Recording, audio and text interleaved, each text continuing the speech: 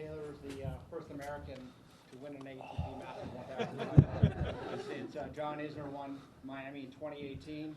First American to win the title here since Andre Agassi 2001. And let's start off.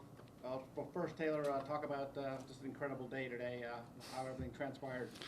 I mean, it was just an emotional roller coaster all day, and I mean, these guys got on camera so people will see what actually happened. But I knew I tweaked my ankle yesterday, but I didn't think too much of it. I thought I've had things that like kind of hurt me feel tweaked, and then I kind of just sleep it off, and I'm fine the next day. And I kind of just expected that to happen.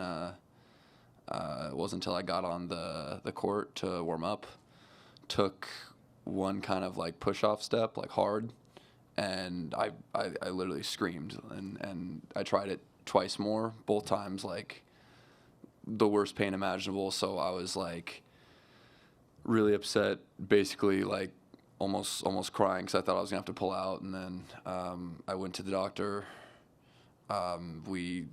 We did a lot of work on it. I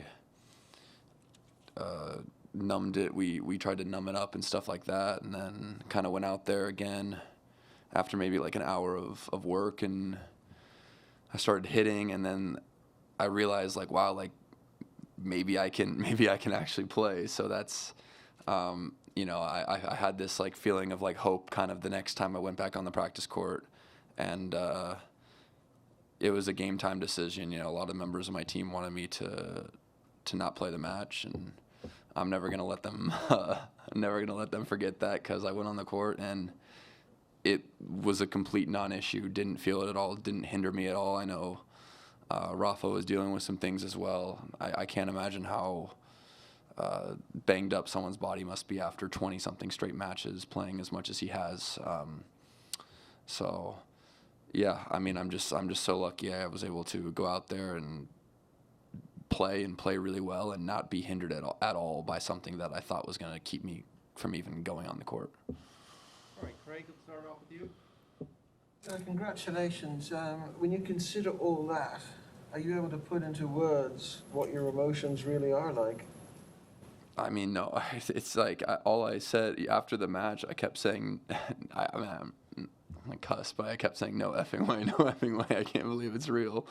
And I signed the camera. I just put question marks. I was like, I just don't even believe it. So, no, seriously, like this is seriously like a childhood dream come true that you just, like a wild dream that you never expect to actually happen. So it really hasn't even sunk in.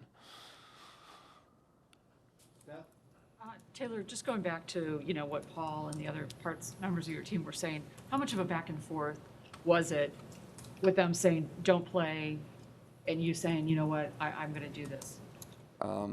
Well, if how I felt, if the last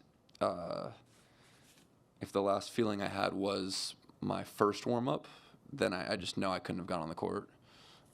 But after the second time we tried it, after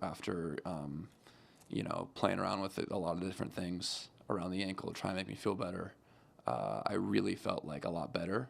And I just told them, like, look, like maybe we make it worse, maybe we don't, but I came this far, and like the way it feels right now, I'd be thinking about it for a long time if I don't at least go out and try to play. And so that's what I told them, and they said, like they don't agree, but they'll back my decision. And I apologize to them for being so incredibly stubborn. But in the end, I'm glad I made this decision, and we'll see how it feels, tomorrow once it's not all numbed up. I have an MRI tomorrow. Hopefully I can go play Miami, but it's obviously questionable right now. And I feel bad for those guys. I'm so stubborn, but I went out there and I seriously played the match with zero pain. Richard? Taylor, you talk about those dreams. I'm just wondering, what did those tennis dreams look like for you when you were a kid? And could you ever have imagined a win like this coming against somebody of Rafa's caliber? No, I think to do it against Rafa in the end is probably that's like the I don't know, like the icing on the cake is just insane. Someone that I watched just dominate, like win everything. Like him and Roger. I grew up, you know, I didn't watch a ton of tennis growing up, but it's tough to not know these guys. Know they're winning literally everything. Watch their Grand Slam finals, all their battles. So it's like, it's insane to just even be on the same court with these people, and much less be able to beat one of them, to win such a big tournament, and to do it here in Indian Wells as well. It's just like, it's just the combination of all these crazy things that I never thought were possible. Andrew? Taylor, congratulations. You know, a lot's been said about this generation of American men's tennis. You guys have a great group coming through now. What does this win do for the group in terms of, you know, moving forward the American tennis? I don't know. I think maybe it shows everyone that it's possible. But I mean, I already knew it was possible. Riley made finals of Toronto last year, and I made the semis here last year. Like, I think the level's there. It just, you know, the margins in tennis are so small, and a lot of it is just like a lot of the difference is just the confidence and the belief to do it. And that was one of the biggest things I was fighting today, was like just to like believe that I could beat him. And yeah, I think this group we have is amazing, and I think, you know, hopefully there's going to be a lot more big results amongst all of us. Bill? Congrats. You, of course, are famous for your comeback after the injury at the French Open, returning 3 weeks or so later. You sort of did it again here. Just talk about your ability to come back. Do you have any secret sauce, or more seriously, do you just try and give it a positive mindset? I think I'm an extremely stubborn person, and I also think that I have a very high pain tolerance, and not a lot of regard for potentially damaging myself worse if I think there's a chance that I can get on the court and play. So it's a lot of probably a lot of not so good things that get me on the court. But honestly, I was literally thinking about what I was gonna have to say to the crowd if I pulled out, and I was gonna say, you know, like, I came back after the surgery. I didn't pull out in Toronto when I was literally seeing fuzzy and almost blacking out last year. Like, it takes a lot to get me to not take the court, and the way I felt in my first original warm up was about as bad as I could feel, about as bad as I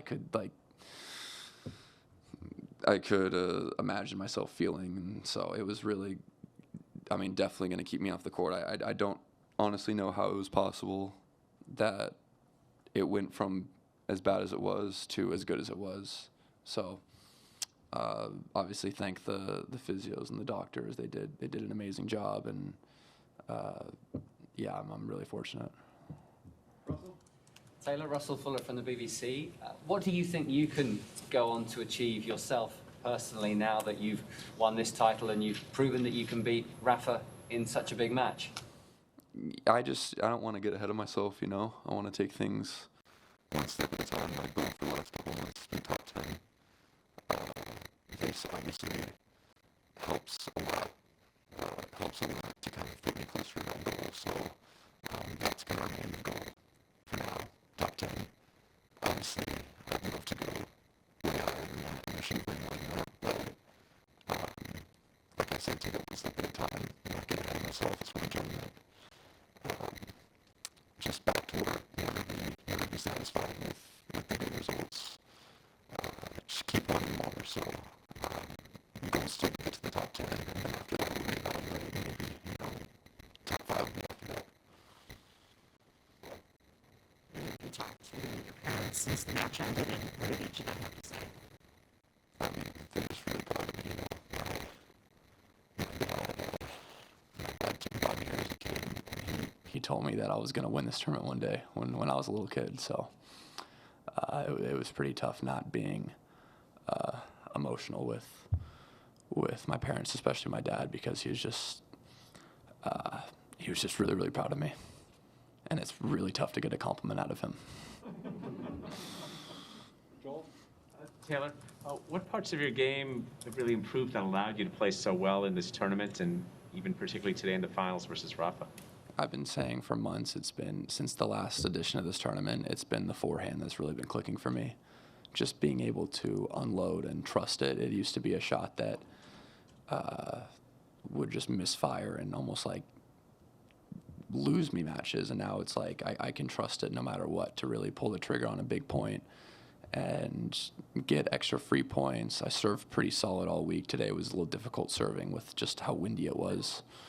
So I had to serve a lot more for just percentage than actual like hitting aces, but just also just a big thing is just playing the big points better, kind of coming out of these really tight matches that could go either way that I feel like I was losing a lot of. Just that little bit of difference, like a couple extra shots, trusting it, just a little bit of confidence is just making the difference. Like I said, there's such small margins in tennis, and it seems just I'm just kind of getting over the hump the other way this, last couple months. Chris? Well, congrats. You said one of the biggest challenges was for you to get yourself to believe you could beat Rafa. Yeah. So how were you able to get there and get that belief? I just kept trying to self-talk myself like this is my time, like this is my match, like I'm gonna win it, like this is it, like there's no reason why it can't be me. Like I just kept trying to just kept telling myself like there's no reason why I can't win this. There's no this is I just kept telling myself that I can do it. Any more questions? Bonnie? Congratulations. When did you realize that Rafa was going through some physical issues as well, and how did that affect the way you played today? I knew there was something before the match. Obviously, he got worked on with Carlos, but I don't think I'll ever pull out. Like I try to never pull out in matches, and I know Rafa also doesn't. If he takes the court, he's gonna play. So I knew there was some stuff going on, but I've heard there's been kind of stuff going on all week since he pulled out of Miami pretty early on. So he still kept winning. So I didn't let it change how I was gonna play at all. I treated it like I was playing the Rafa that I know, that everybody knows, and obviously if he's on the court playing, then he feels good enough to win. So I have to treat it like that. Bill, last one? Taylor, I think it's fair to say a dad can tell a son, hey kid, you're going to win this tournament. But when did you really sense that you could win a big tournament or this tournament? When did you first have that thought, that imagination? Honestly, I don't know. Maybe like right before I won the match. maybe when I was in the semis or finals, or maybe when I saw people that I knew I could beat, also having these kind of big results. But yeah, it's definitely recently that I've realized the potential. All right. Thanks, everyone, for your coverage this year. Thank you. Thank you. How much does that thing weigh? It's really heavy. It's really, really heavy. 50? My hands are Somebody will slick. take it. Don't hurt yourself. It's more than 50 pounds, I'd say. Heavy ball. Congrats. Headlight. They'll take it. I mean, we'll just leave it for now.